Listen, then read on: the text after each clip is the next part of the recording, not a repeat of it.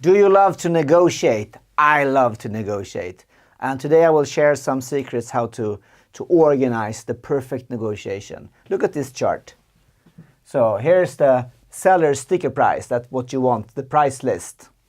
And here's your walkaway price. If the customer says, we don't want to pay it, we want to have a lower price, it's walk away, okay? So here's the roof and here's the bottom. Now, if you're a buyer, of course you want to pay as little as possible. I call it the buyer's dream. And the buyer takes 3, 4, 5 proposals and they divide it and they see what is the average price and then they take away 25%. I call that the buyer's dream. They want to pay a price that is so low no one wants to sell to it unless they really, really have to. And the buyer has also a walkaway price. They say, no deal is too expensive. I'm sure you as a buyer has walked away from many deals in your life where you feel, no, the price is outrageous, okay? So the negotiation in almost every case starts with the seller who maybe sometimes naively presents, here's a sticky price and hope she or he will get away with it. But no, the professional buyer says, we will never pay that, it's a no deal unless you agree on our terms. And the non-trained seller says, okay, so what do you want to pay? And of course the buyer says they want to pay the buyer's dream. And then seller says, well, we can't pay that, but let me see what I can do. I call this the death spiral, because now the conversation will gravitate around the buyer's dream. And maybe it will just be slightly above the walkaway price.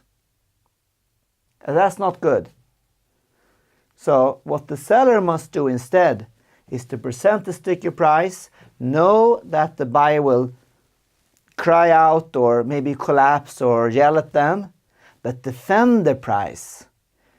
Tell the buyer why they have this price, what the rationality and the calculation and all the other arguments, so the buyer feels safe that this price is solid. And then when the arguments has been proposed and somewhat may be accepted, the seller can say, the only way I could do something for you is if you do something for me. And if you've done this correctly as a seller, the buyer will say, like what? And then you start to tell the buyer what you want. How do you want to be compensated with other things, such as cash flow, references, press releases, longer contract, and other things you want to have in return of lowering your price and changing your terms. And then you can come to an agreement that is within the scope of the customer, what they're willing to pay, and what you would like to trade for these other things. This is the area where you can actually agree. Now, I got this great story about this.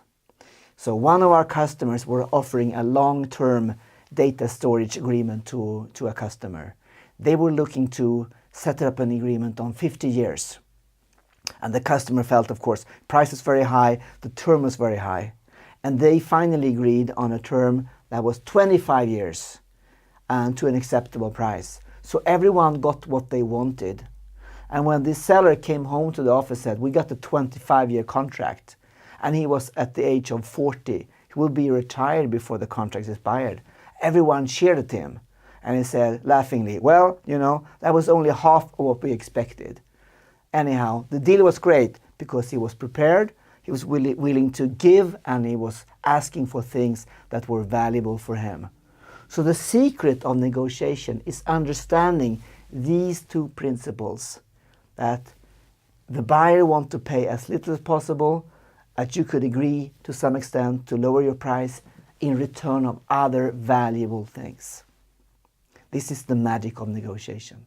Good luck.